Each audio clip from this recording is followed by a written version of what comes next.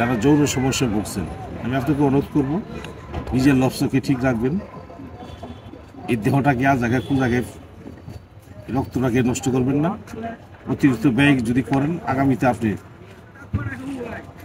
নিজেকে নিজেই সর্বনাশ ডেকে নিয়ে আসবেন। আমি অনুরোধ করলাম আপনাকে, যারা এই সমস্যায় ভুগছেন, আপনি পারলে স্থায়ীভাবে চিকিৎসা করবেন আর গাছের ওষুধগুলো খাওয়ার চেষ্টা করবেন। এই গাছের ওষুধগুলো সম্পূর্ণ ন্যাচারাল, প্রাকৃতিক, গাছের উপরে কোনো ওষুধ হতে পারে না। আমরা বর্তমানে দাদা অনেকে যে যুগটা পড়ছে, আমরা কখনো আগে চিকিৎসা করতাম, কোনো ওয়ান টাইম ছিল না বাংলাদেশে, তখন বের হয়ে নিয়ে তখন আমরা বুঝছেন চিকিৎসা করছি, গাছগুলো দিয়ে চিকিৎসা করছি। আর এখন 12 বছর একটা ছেলেও সেই ওয়ান টাইম খায়, খাইতে খাইতে এখন এই ছেলেটা পঙ্গু হয়ে গেছে, নষ্ট হয়ে গেছে।